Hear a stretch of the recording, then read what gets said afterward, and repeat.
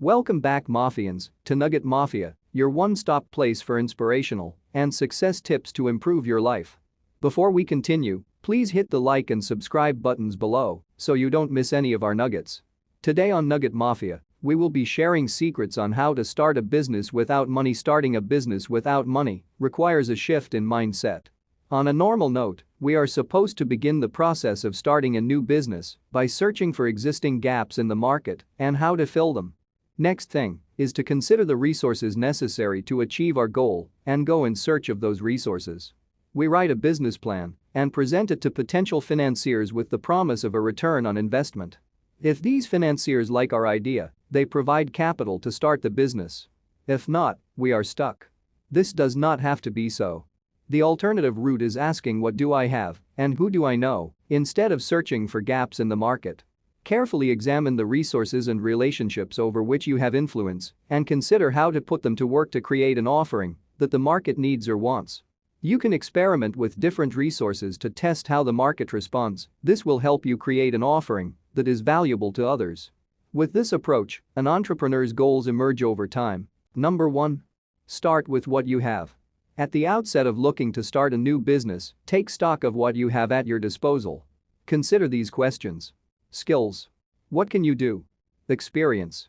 What have you done in the past? Knowledge. What do you know? Resources.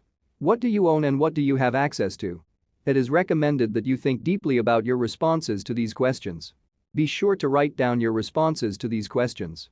Your written responses will create a collection of artifacts that can be combined to create something interesting, new and valuable in establishing a new business.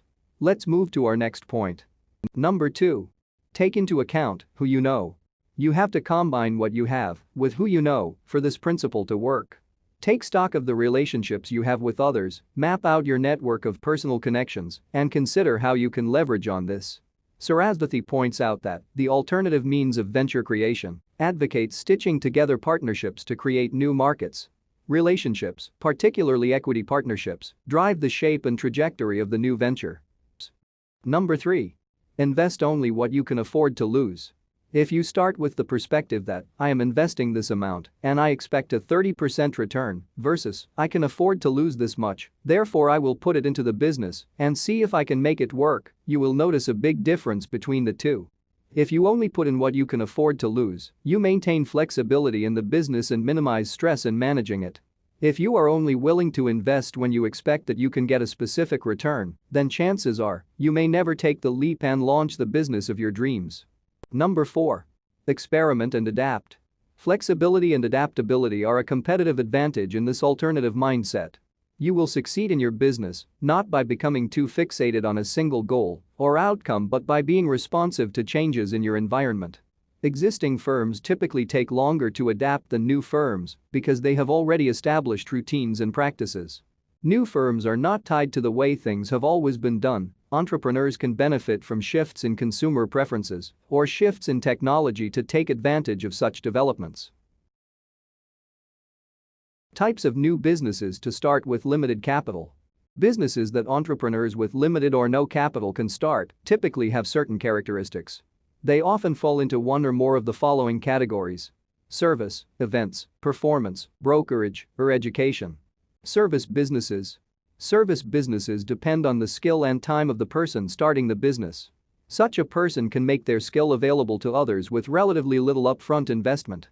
To start a service business, you merely need the tools of your trade. Consulting. Consulting is easy if you discover your particular gift. For example, are you very comfortable working around computers?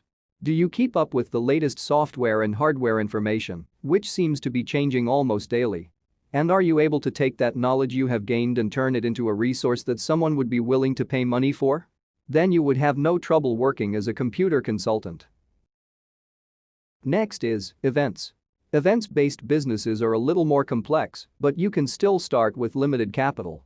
Such businesses include ventures that put on sports events, expos and concerts. The advantage of such business is that with effective marketing, you can sell the tickets before you incur the major costs. This now limits the amount of capital required to keep the venture afloat. Next is performance-based businesses. Performance-based businesses depend on the ability of entrepreneurs to perform and to pull together other people who can enhance performance.